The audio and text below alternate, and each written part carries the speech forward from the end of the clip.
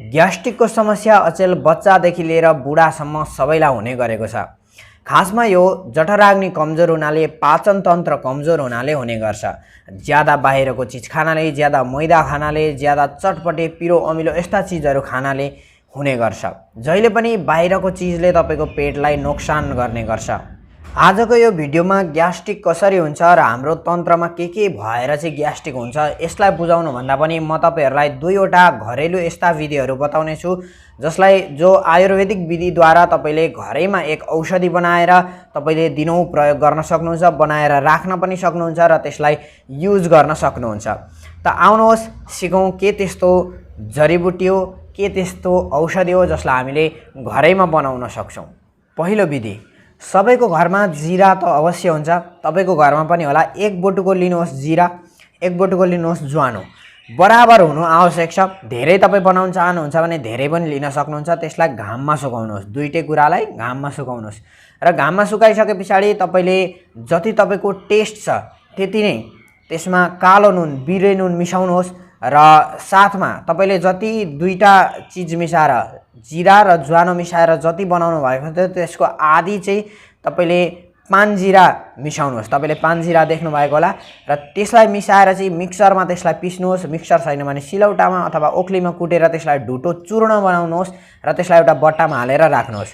जब तपाईले खाना खाइसक्नुहुन्छ, खाना खाइसकेपछि 15 मिनेट पर्खिनुहोस्। 15 मिनेट पानी सानी केही पनि नखानुहोस् र 15 मिनेट पछाडी तपाईले तातो पानीमा आधा चम्चा त्यो ढुटोलाई हालेर तपाईले त्यसलाई घोल्नुहोस् र सुरुप पार्दै त्यसलाई खानुहोस्। पानी एकदमै ज्यादा तातो भएको राम्रो हुन्छ र त्यसमा आधा चम्चा त्यसलाई मिसाएर घोलेर तपाई पिउनुहोस् र यसलाई तपाईले 1-2 दिन प्रयोग गर्नुहोस्। तपाई छक्क पर्नु हुनेछ कि तपाईको पेट यति साफ भयो, तपाईको खाना यति मजाले पच्दै छ, तपाईको ग्यास्ट्रिक एकदमै ज्यादा कम हुँदैछ।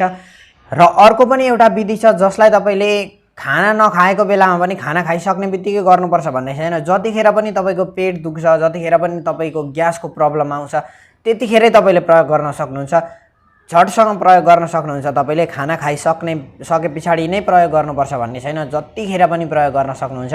त्यो विधिलाई पनि हामी यहाँ जानौं सिकौं। दोस्रो विधि, जति तपाई औषधि बनाउन चाहनुहुन्छ त्यति ज्वानो लिनुहोस् र त्यो ज्वानो तपाईले ज्वानोमा चाहिँ निबु निचोर्नुहोस्। आधा निबु निचोर्नुहोस् र निबु निचोरिसकेपछि त्यसलाई घाममा सुकाउनुहोस्। घाममा एउटा कपडाले छोपेर सुकाउनु होला। त्यो खाली घाममा नसुकाउनु होला। घाममा केही कपडाले छोपेर त्यसलाई सुकाउनुहोस् र जब त्यो निबुको रस जुन छ त्यो चाहिँ ज्वानोले खाइसक्छ फेरि त्यसमा निचोर्नुहोस्। त्यसो गर्दै 3-4 दिनसम्म त्यसलाई प्रयोग गरिराख्नुहोस्। जब सुक्छ तब निचोर्दिनुहोस्, जब सुक्छ तब निचोर्दिनुहोस्। त्यसरी तपाईले त्यसलाई सुकाउनुहोस् र त्यसपछि तपाईले कालो नुन त्यसमा मिसाउनुहोस्। जति तपाईको टेस्ट जस्तो छ त्यही अनुसारले कालो नुन मिसाउनुहोस् र मिसाइसकेपछि त्यसको पनि तपाईहरुले चूर्ण बनाउन सक्नुहुन्छ अथवा चूर्ण नबनाउने भने त्यतिकै पनि राख्न सक्नुहुन्छ त्यसलाई चाहिँ। र त्यसलाई तपाईले जब पनि तपाईको पेट गह्रो हुन्छ, जतिखेर पनि तपाईको पेट दुख्छ, छाती दुख्छ ग्यास्ट्रिकको कारणले, तब तपाईले त्यो 1 चम्मच लिनुहोस् र लिएर खप्प फाको मार्नुहोस् र खानुहोस्। र यदि तपाईको पेट दुखिरहेछ, एकदमै ज्यादा ग्यास गइरहेछ तलबाट भने तपाईले त्यसलाई पानीसँग, तातो पानीसँग पनि लिन सक्नुहुन्छ र तपाईको यदि ज्यादा माथितिर दुखिरहेछ भने त्यसलाई चुस्नुहोस्। त्यसलाई त्यो ज्वानोलाई चाहिँ चुस्दै खानुहोस् र बिस्तारो सुपारी खाए जस्तो बिस्तारो खानुहोस्।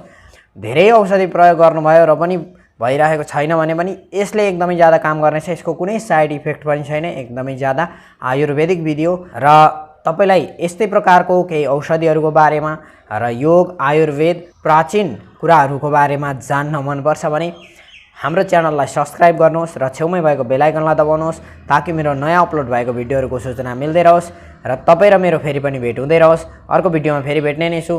तबसम्मको लागि बिदा चाहन्छु। नमस्कार।